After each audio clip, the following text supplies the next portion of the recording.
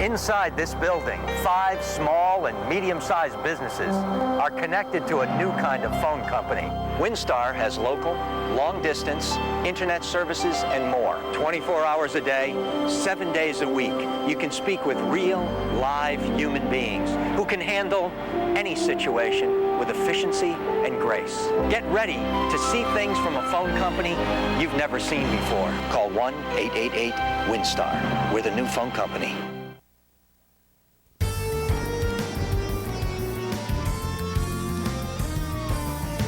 They were Depression-era America's most notorious gangsters. Al Scarface Capone. Nothing but a damn pimp. Machine Gun Kelly. His wife was his downfall. Floyd Hamilton. He wasn't a doormat for anybody. He'd fight. Creepy Corpus and Doc Barker. From the moment he arrived at Alcatraz, he had one thought in mind, and that was escape. Christened Public Enemies by FBI Chief J. Edgar Hoover. He was more of a sociopath, or as much as of a sociopath as any of the criminals he was following.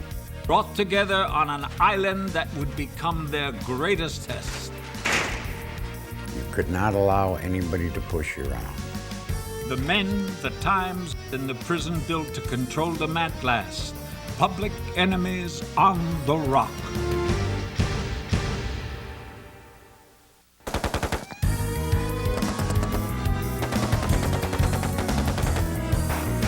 The 20s and early 30s in America, a wave of robbery, murder, and kidnapping like no other.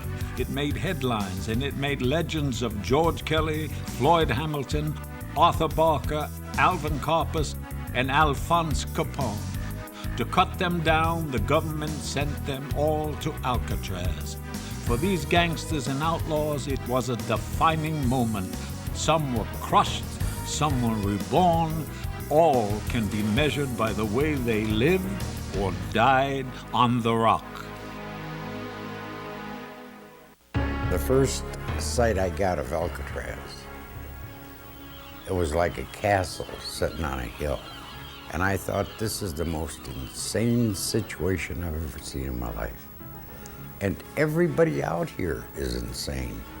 To say when you're going there that you're not intimidated by it, I think you're lying. I think what changed you is that you didn't have hope anymore. And here's America's Devil's Island, grim and inaccessible. Opened in 1934, the maximum security prison on Alcatraz was designed to control and crush the worst of the worst, the toughest of the tough, America's public enemies. Outside, there were frigid waters and treacherous currents. Inside, one man to a cell, a guard for every 3 prisoners, and round-the-clock security checks. Considered escape-proof, it was concrete evidence that J. Edgar Hoover and the FBI were winning the war on crime. Everybody famous in 1934 went to Alcatraz. That was just going to be the place where they were going to go. It was the government showing its might. Alcatraz was a very special place. It was meant to be an exhibit. I think of it as the island of forgotten men, where what they wanted to do was take these men out of the public eye.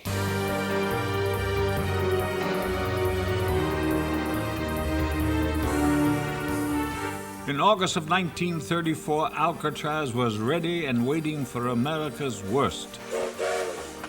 In an unprecedented and dangerous move, the government shipped the first 53 convicts by train from the federal prison in Atlanta, Georgia, to Tiburon, California, and then across the San Francisco Bay on barges to Alcatraz Island.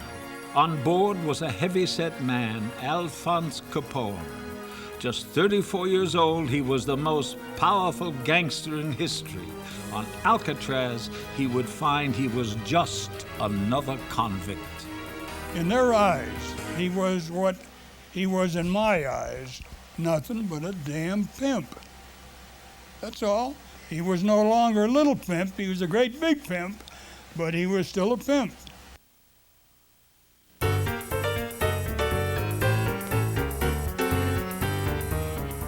Al Capone came from Brooklyn. He was born in Brooklyn, even though he told everybody that he was born over in Italy. He was a tough little punk, and he either killed or was accused of killing 2 or 3 people in New York. Got the heck out of there. In 1919, Capone moved to Chicago. There he reunited with his old friend Johnny Torrio. Torrio was business manager for prostitution kingpin Big Jim Colosimo. Torrio hired Capone as a bartender and bouncer.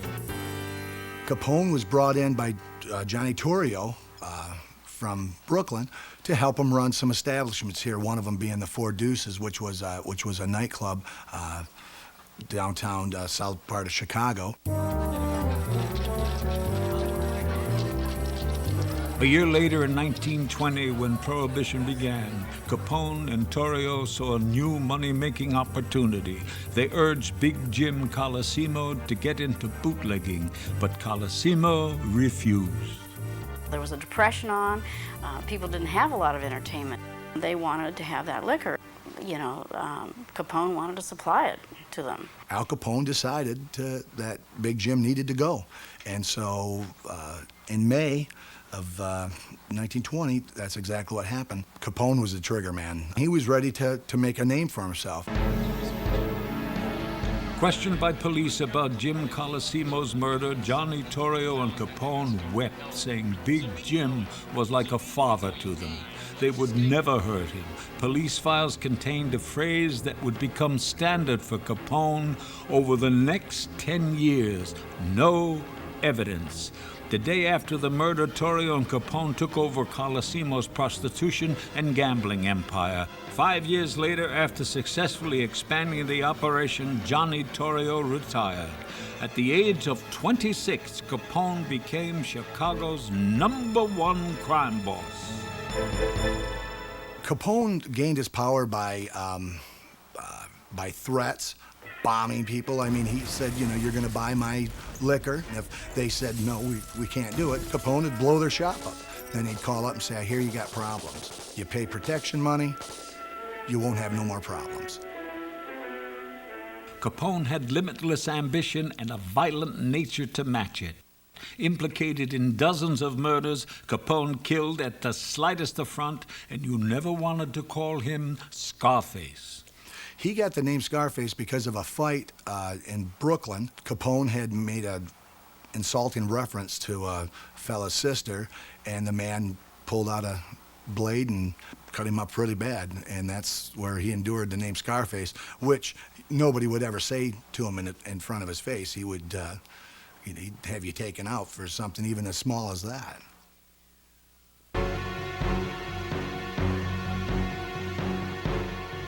The Capone gang's violence reached a peak in 1929. First, Capone's hitmen slaughtered 7 members of the Bugs Moran gang in what became known as the St. Valentine's Day Massacre. Then Capone bloodied his own hands. Believing he had been betrayed by 3 of his henchmen, Capone invited them to dinner. He wined them and dined them, toasted them, and smashed their skulls in with a baseball bat.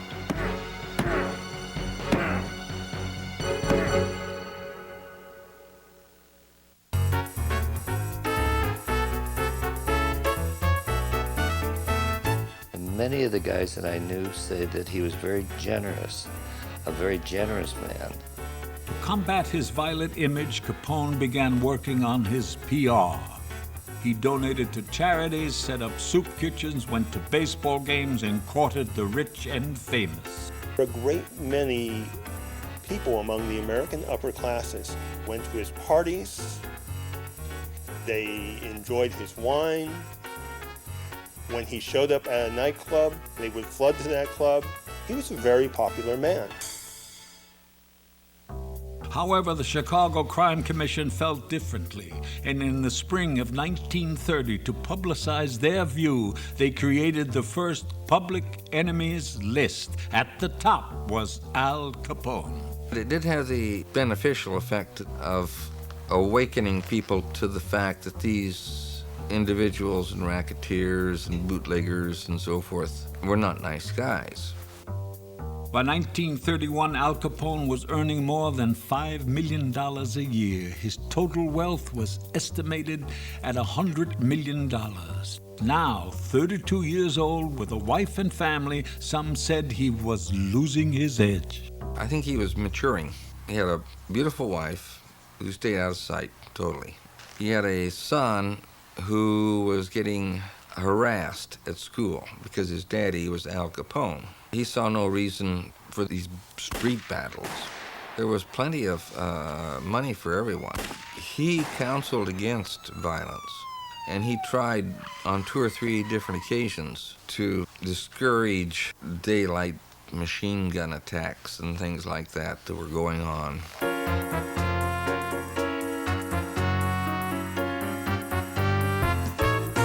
Then in October of 1931, after years spent avoiding prosecution, Al Capone was stopped by a federal agent named Elliot Ness. Ness had discovered that for 10 years, Capone had failed to pay his taxes. Capone quickly offered the government $4 million to drop the charges. The government declined. Capone sentenced $80,000 in fines and 11 years in a federal penitentiary. Now for a change, they're taking him for a ride. Let that be a good lesson to you. Always be sure and pay your income tax.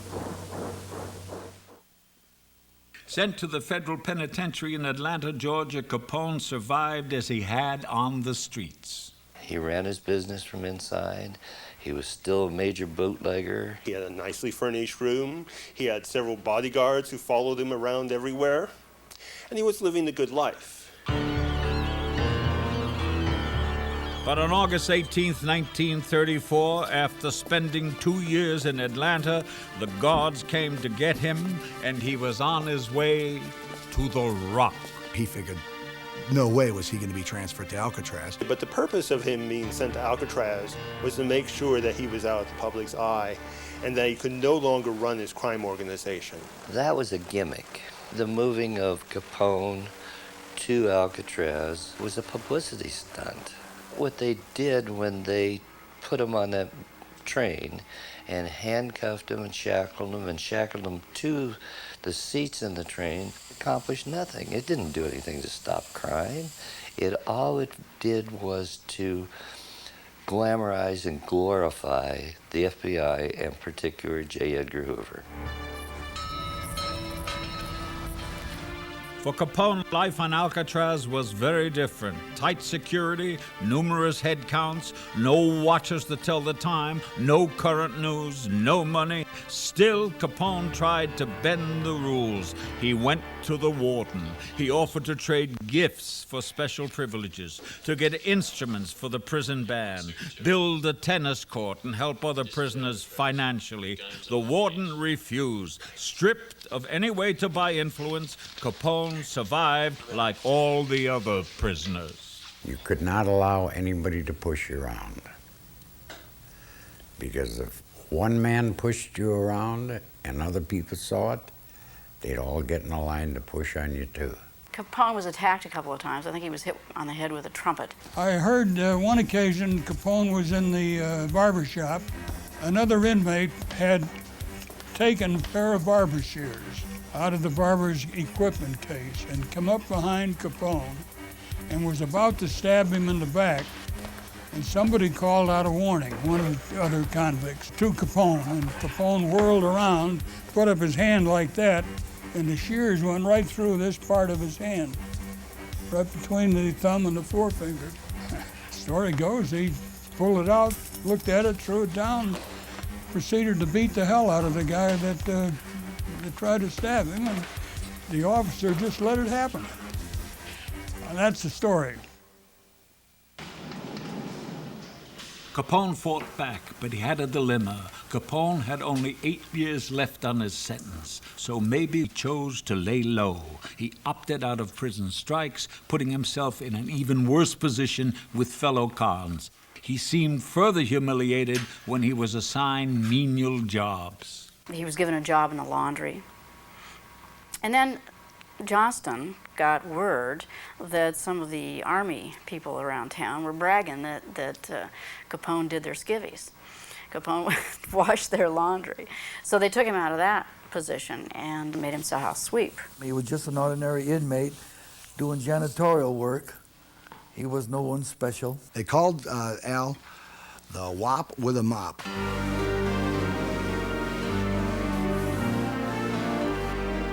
For 4 years, Capone lived quietly on Alcatraz, but gradually some noticed he was behaving oddly. Then on February 5th, 1938, his actions crossed the boundary from strange to bizarre. Capone stepped out of his cell. He was dressed in his Sunday attire, not his workday attire. He was sort of mumbling and shuffling his feet, and the guards were hollering at him, and Capone sort of grabbed onto the rail and he vomited. Tests at the prison hospital showed that Capone was in an advanced stage of syphilis. He had contacted syphilis early on. I mean, this is before he ever went to prison, and he just refused to be treated. In fact, when he arrived at Alcatraz, Capone told prison doctors he'd had syphilis. He said he had been treated and knew he was cured. Far from the truth.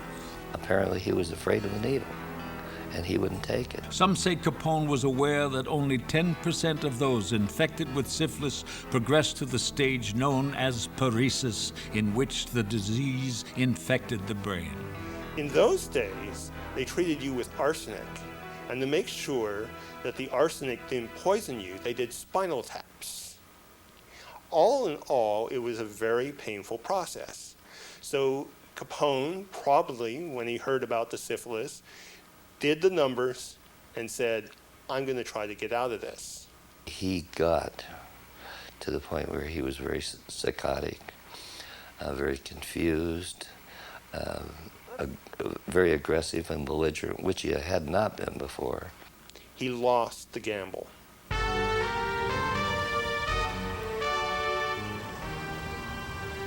In November of 1939, Capone was released early for good behavior and because of his illness. He retired to Florida. 8 years later, 8 days after his 48th birthday, Alphonse Scarface Capone died from complications associated with syphilis. In a life of crime and violence, Capone had spent only a little over 4 years on Alcatraz, but this legendary tough guy was broken on the rock. Alcatraz shut down Al Capone, that's for sure. The minute he walked off that train and onto Alcatraz, his career as a crime boss ended. Capone was finally snuffed out like an old cigar.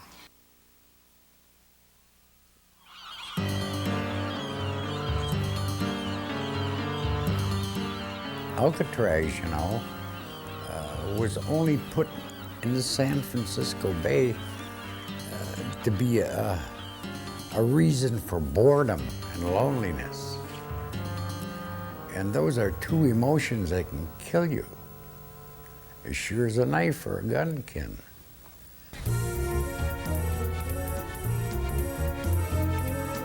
For the public enemies of the 30s, Alcatraz was a devastating opponent. It broke some physically and changed all of them emotionally. On the second train to Alcatraz, shipping prisoners in from Leavenworth Prison, was another famous outlaw. Memphis, Tennessee, 1933, and federal agents capture Machine Gun Kelly. His name was George Machine Gun Kelly, a public enemy #1 for 7 months. His good looks and colorful name thrilled Americans even as he was stealing from them.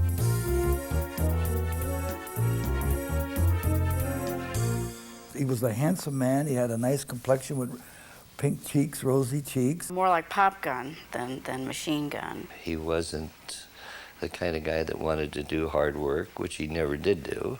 If you met him on the street, you would have thought he was a banker instead of a bank robber.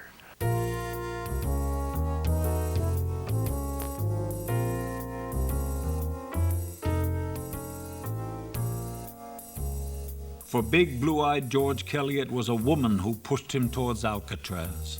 Her name was Catherine Thorne. She came from a family of lawbreakers. Married twice before, she may have killed her second husband. To Catherine, George just talked tough. She believed she could turn him into a real outlaw. His wife was his downfall. Before the time that he'd hooked up with Catherine, he was basically an average Joe. You know, other than a little bit of bootlegging and stuff like that, but murder or robbery or anything like that, no. I had no part of it. She was quite beautiful and well-dressed and, you know, seemed very proud. He was just another thief, but somehow she made a big hero out of him. George and Catherine Kelly started out doing con games. Their favorite was called the Badger Con. George played the betrayed husband and Catherine played the wayward wife caught in the arms of their unsuspecting victim.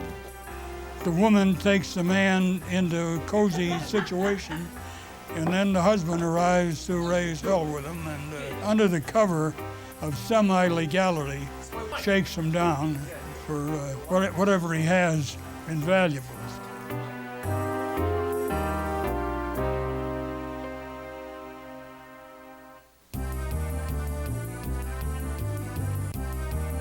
With the money they made from cons, Catherine bought George his first machine gun. She also gave him his new tough nickname, Machine Gun Kelly.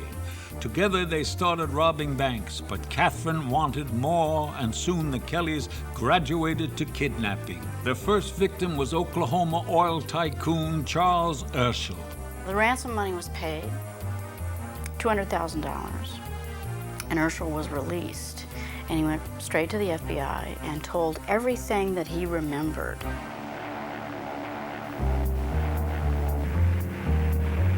At the farm where he was held every day at the same time, Urschel had heard a plane flying overhead. With that and other clues, the FBI uncovered the nearby farm of Catherine's father. The FBI moved in. They didn't find George or Catherine, but they did arrest Catherine's mother and father. Catherine was furious. On August 18th, she wrote a note threatening the Assistant Attorney General. The entire Urschel family and friends and all of you will be exterminated soon. There is no way I can prevent it. I will gladly put George Kelly on the spot for you if you will save my mother, who is innocent of any wrongdoing. If you do not comply with this request, there is no way in which I can prevent this most awful tragedy. The government didn't respond. Gradually, federal agents closed in. On September 26, 1933, local law enforcement burst into their Memphis bungalow. Kelly later claimed that he didn't remember saying this, but it was reported always, and it's become kind of a myth, that he said, "Don't shoot G-men." And that's where government agents got their name, G-men. The Kellys were both given life sentences. Catherine was sent to the Cincinnati workhouse. George went first to Leavenworth and then 6 months later to Alcatraz. There, Machine Gun Kelly seemed to revert back to the man he had once been. A sweet, nice guy. I don't ever remember getting in any trouble whatsoever. Always had a smile on his face, talked to anyone, no problems. During the 10 years that I was there, I never at any time ever saw Kelly have a confrontation with anybody. He was a great guy. Most of the officers that I knew didn't have a good word to say about many criminals, but they all liked Kelly.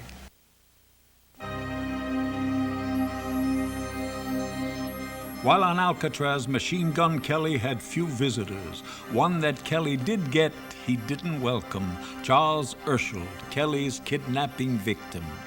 The government had never recovered Kelly's portion of the ransom, and Urschel made several unofficial visits. There was a rumor that Urschel used to go out to Alcatraz and stand on the tiers and stare into Kelly's cell and trying to intimidate him into revealing where that money went, because the money never ever appeared. I would get the job of escorting Mr. Urschel into the cell house, but as far as I know, Kelly never even talked to him.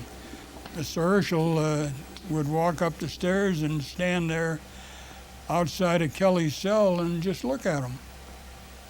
And Kelly'd look back at him. Mr. Herschel was a very fine person, nice, courteous, friendly. He had the right connections. A doctor on Alcatraz summed up Kelly in his report. An alert white man who is above average in intelligence, he accepts full responsibility for his criminal acts and has made a good adjustment to his confinement. Away from Catherine, George Machine Gun Kelly's perspective may have changed for good. I think after he got on Alcatraz, of course he was never seen her again, He accepted his life, and why he ended up in that life of crime is anybody's guess. At the time of the arrest, I think he was still in love, but I think he began to realize that Catherine and her mother were not his kind of people. Catherine was the real kidnapper. The rest of them were just doing the work. Easygoing and pleasant as ever, still, Kelly suffered. We all got psychotic to some degree, just from constant harassment, then the proximity of San Francisco. You could go out there and you could see it. If the wind was right, you could smell the chocolate from a chocolate factory. And it makes you very, very aware that you've thrown your life away.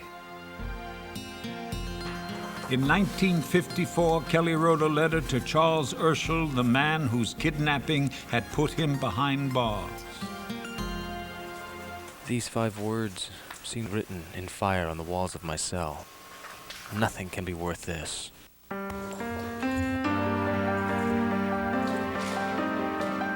George Kelly survived 17 years on Alcatraz before transferring back to Leavenworth.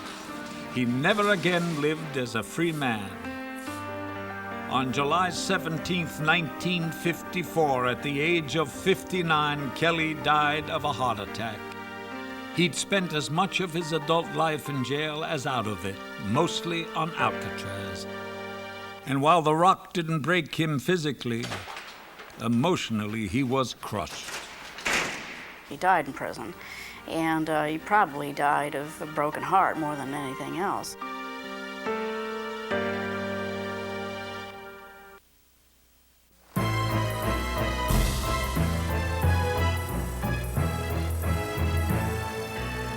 Alcatraz served its purpose. They incarcerated you there, and you stayed there. And that water was more effective deterrent than any wall or minefield that you could ever lay. One of the toughest aspects of life on Alcatraz was knowing that escape was impossible. In the prison's 29-year history, every attempt failed and several lost their lives in the cold waters of the bay. Still, in spite of the risks, many prisoners dreamed of escape. When it came to his breakout, it's unclear whether Floyd Hamilton was a leader or a follower, but it is clear he couldn't resist a try. But he wasn't a mad dog like they try to say. He was a very nice guy, but he got involved in the wrong kind of business. From the very beginning, this Texas native was mostly famous for the company he kept. Floyd Hamilton grew up with Clyde Barrow. He later became the driver for Bonnie and Clyde. According to some, Floyd might have resisted crime completely if it wasn't for another associate, his brother Raymond. Floyd raised his brother, and when Raymond was accused of murder, Floyd turned to crime to help out. He couldn't get the money together for his brother, and he raised his brother. And I guess, somebody came along, probably Clyde, and said, hey, let's take down this bank. Floyd Hamilton arrived on Alcatraz in July of 1940. He faced a 25-year sentence for bank robbery. From the very beginning, he must have dreamed of escape, but it wasn't until 1943 that he actually tried it. Somebody came to him and put it up to him on a manhood basis, you know, big-time bandit from the West, and here's a surefire way to escape, and how about it? He wasn't a doormat for anybody. He'd fight. He had courage. But he wanted to go, and he did go. Hamilton was accompanied by blackmailer and car thief Harold Brest, kidnapper Fred Hunter, and 24-year-old bank robber James Borman. They escaped from a work building. Stripped and greased with oil as insulation against the cold, they ran nearly naked to the water. They were quickly seen by a guard. He opened fire. Brest and Borman were hit. Borman died, Brest was injured, and Hunter was captured. However, no one knew for sure where Hamilton was. Most, including Alcatraz warden Johnston, assumed he was dead. We're positive that Hamilton is dead.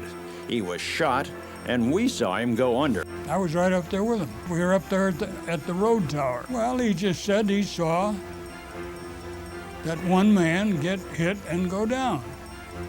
And he must have seen Hamilton when he dived to swim underwater.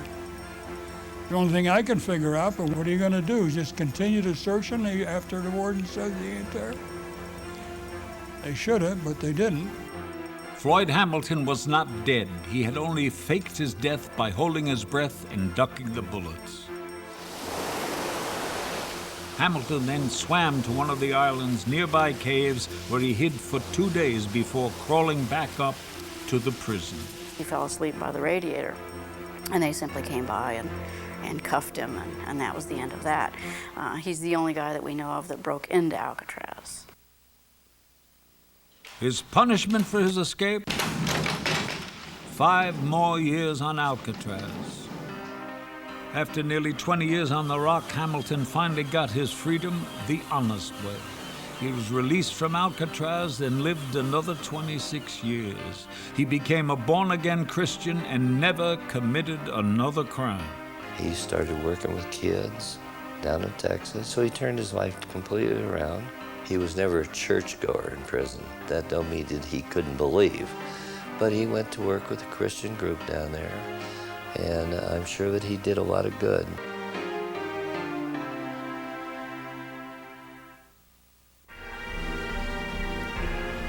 In 1935 and 1936, Alcatraz received 2 of its most infamous public enemies. They were friends and members of the Ma Barker gang, Arthur Doc Barker and Alvin Creepy Karpus.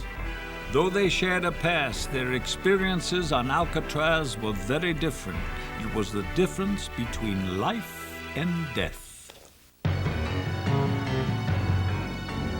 Doc Barker, he had sort of a very mean disposition about him. With or without a gun, he was a very dangerous person. He was a shrimp, a mean, nasty little shrimp. I think it was poor genes. He wasn't a real smart guy. Maybe that's why they called him Doc. Arthur Barker was born in 1899 in a small town in Missouri. His mother, Kate Barker, was known simply as Ma. She raised her boys in poverty. Early on, Doc and his brother Freddie turned to crime. By 1926, Freddie was in jail for bank robbery and Doc for murder, a murder he apparently didn't commit. A California thief confessed to that same murder.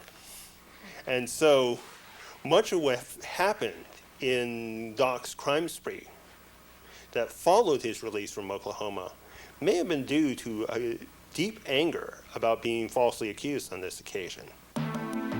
With her sons in jail, Ma turned to crime herself, running safe houses for criminals. With her earnings, she hired lawyers to get her sons out. In 1931, her efforts were rewarded. Her favorite son, Freddie, was released. He returned home with his friend and former cellmate, Alvin Karpus. Ma took an immediate shine to the young man. He had very ice blue eyes, and he had kind of a dead look in his face. He had sort of that creepy stare, you know, and they call him old Creepy Karpus. He was sort of just a happy-go-lucky type of person. Karpis was more or less an adopted kid to the Barker family and seemed to have a lot more on the ball. He was no Einstein, but on the other hand, as compared with the Barkers, he was brilliant, particularly with criminal planning.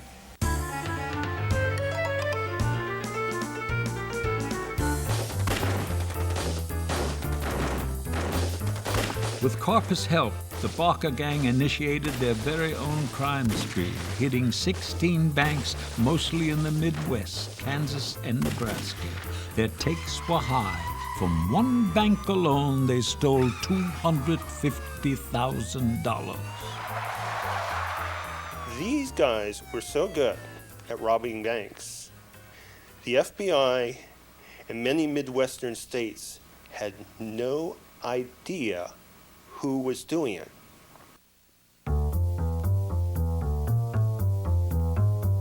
In 1933, the Barker gang graduated to kidnapping. Their first victim was St. Paul brewer William Ham, Jr. They ransomed him for $100,000. The following year, they kidnapped Minneapolis banker Edward Bremer. This time, the ransom was $200,000. However, during the Bremer kidnapping, Doc Barker made a crucial mistake. They stopped to refill the tank of the car with gas. And Doc carelessly dropped that can. By the side of the road, Doc had left a fingerprint on that can.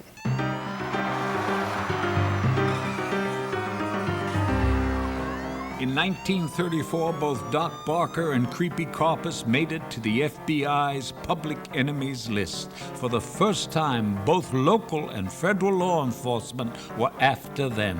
Pictures of Doc, Freddie, and Karpis circulated on thousands of FBI posters. Desperate for a new look, Freddie and Karpis turned to plastic surgery. The operations were a failure with one exception. Karpis is the only person in the history of the gangster world to actually have his fingerprints removed. They were obliterated. They were gone. And I guess it was pretty painful because he and Freddie Barker both tried to have their fingerprints removed, and it didn't work too well on Freddie. In fact, Freddie wanted to kill the doctor because of all the pain and everything, the suffering he went through. Later, Freddie and Doc Barker reportedly murdered the surgeon.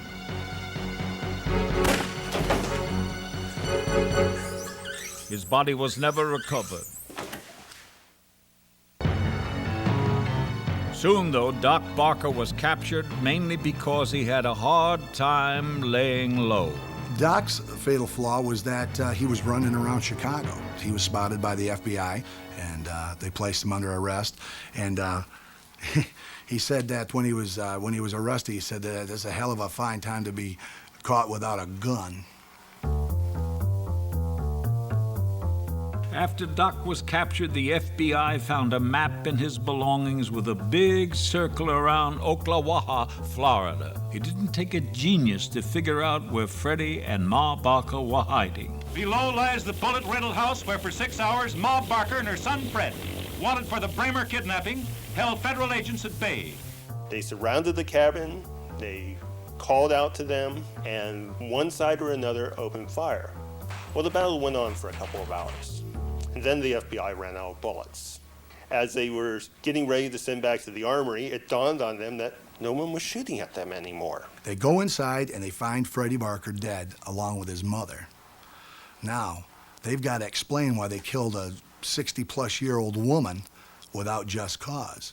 This is the 100-shot machine gun used by Ma Barker against a federal man in the raid. They say that she had a machine gun in her hand.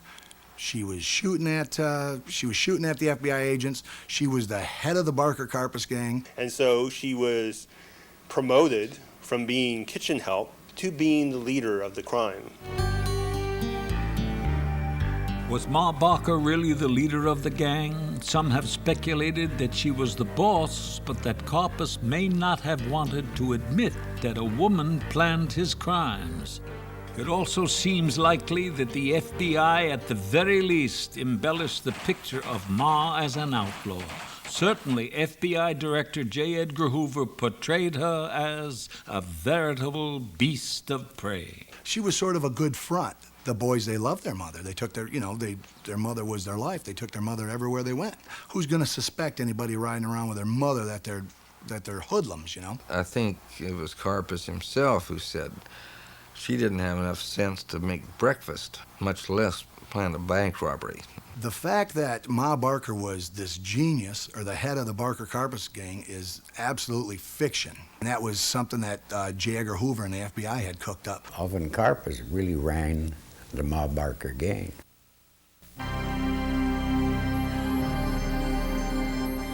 With Freddie dead and Doc locked up for life, Alvin Creepy Karpus was on his own. In 1935, he was listed as public enemy #1. For a year and a half, he eluded police and J. Edgar Hoover. Hoover was embarrassed and under a new kind of pressure. He was America's top G-man, but in fact, he never personally made a single arrest. In some ways, he was more of a sociopath, or as much as of a sociopath as any of the criminals he was following. J. Edgar Hoover was living with his mother. He was unmarried, he had some image problems, and occasionally it would creep up that maybe the guy wasn't totally straight. And Hoover wanted to prove his manhood, and he let it personally be known that he wanted to put the cuffs on Karpus. Karpus, public enemy #1. The gangster kidnapper has joined the ranks of bad men who have learned that Uncle Sam's G-men get their bandits. Finally, the feds located Old Creepy. Hoover was determined to personally make the arrest. When they had Karpus trapped in New Orleans, I think it was 36, they kept him under surveillance until I could get Hoover down there. They nabbed him. They got Karpus out of the car. They said, well, we're going to handcuff him. Nobody even had a set of handcuffs on him. They had to tie his hands behind his back with a necktie. And he says that one of the guys looked over and he hollered out, "It's okay, Chief." Out of this mob came J. Edgar Hoover and says, "I've captured the #1 killer of America," and it was staged for the press. In the summer of 1936, Alvin Creepy Karpus was given a life sentence for kidnapping. In August, he arrived on the Rock. As he entered the prison, the guards gave him a special Alcatraz welcome. There were guards lining the catwalks and balconies, all carrying elephant guns, Winchesters, and Thompson submachine guns. And the message, as Karpus said, "Take a good look, you bastards. We're the ones in control," is what they were making very clear.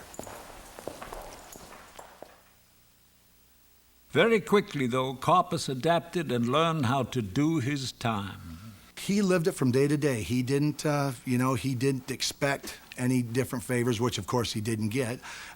He lived the life of a model citizen. He was pointed out to me as working in the kitchen, and I was told immediately that he's very smart, intelligent, he never gets in any trouble, but he causes the trouble. He does the talking in the background and does all the instigating and then backs away and lets the other inmates get involved, but not him. He would single you out to impress you with what a bad guy he was.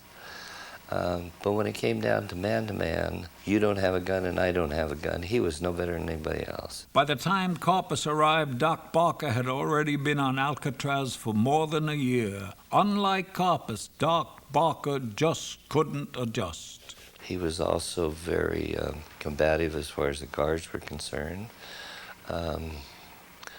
And it was his aggressiveness and that kind of stuff that kept him in so much trouble. Doc, from the moment he arrived at Alcatraz, he had one thought in mind, and that was escape.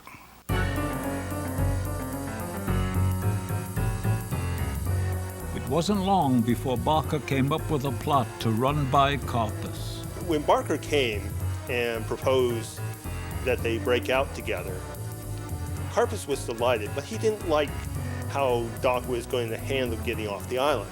Barker told Karpus that he and 4 others were going to break out of the cell house, sneak down to the water, and swim for it. Karpus didn't believe it would work and decided to stay behind. He thought that Doc Barker was a fool. Doc was determined, though. With the help of a smuggled hacksaw blade, they cut their way through their cell bars. Then, with a makeshift spreader, they bent the cell house window bars. Undetected, they dropped out of the cell house and into the night. And they escaped on a January night. Cold, really cold. Not the best time of the year to be dipping your little toe into San Francisco Bay.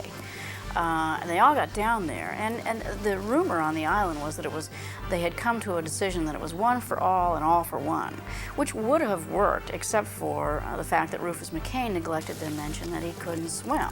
He didn't tell him until he got to the beach.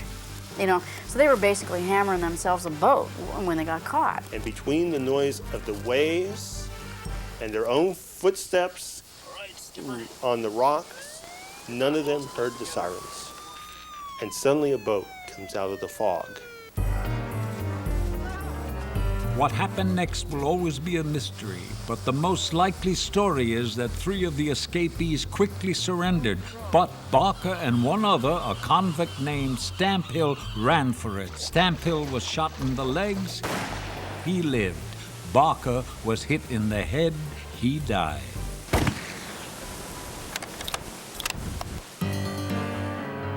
Ma Barker, Fred Barker, and Doc Barker were now all dead. They had lived violently and died violently, and no one was going to miss them. I think there was a kind of a relief in the Ozarks when they buried them. People like that, they could make everybody uneasy.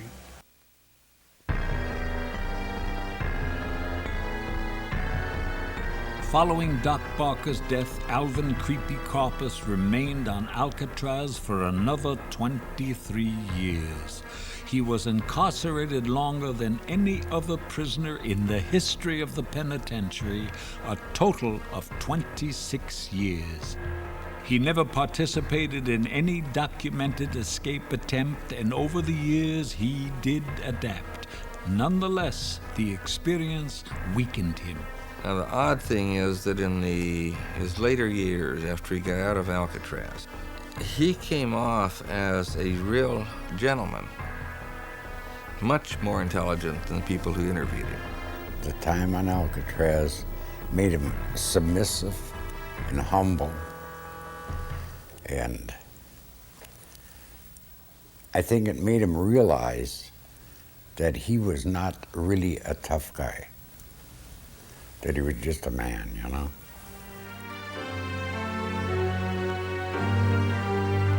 In 1962, Alvin Karpus was transferred out of Alcatraz to McNeil Island Penitentiary in Washington State. There, he taught a young car thief named Charles Manson how to play the guitar.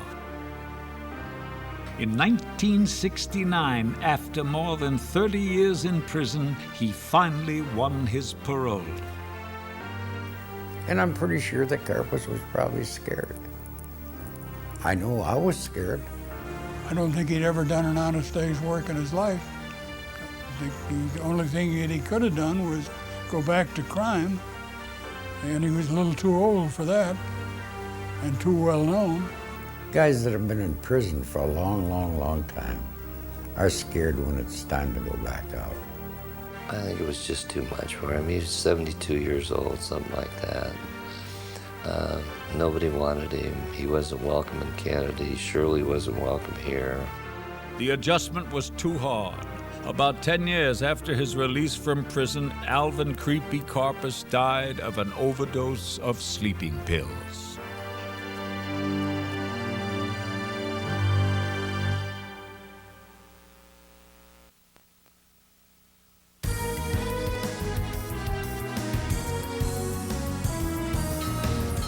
A tiny piece of rock surrounded by waves, survived by some but rarely without scars, and not at all by others. For the men of the 30s, enemies of the public, so tough in freedom, Alcatraz was a final testing ground. Capone and Barker crushed. Kelly and Karpus humbled and in pain. Hamilton reborn and better for it. Some adapted, some were incapable. All learned the truth about themselves on the rock.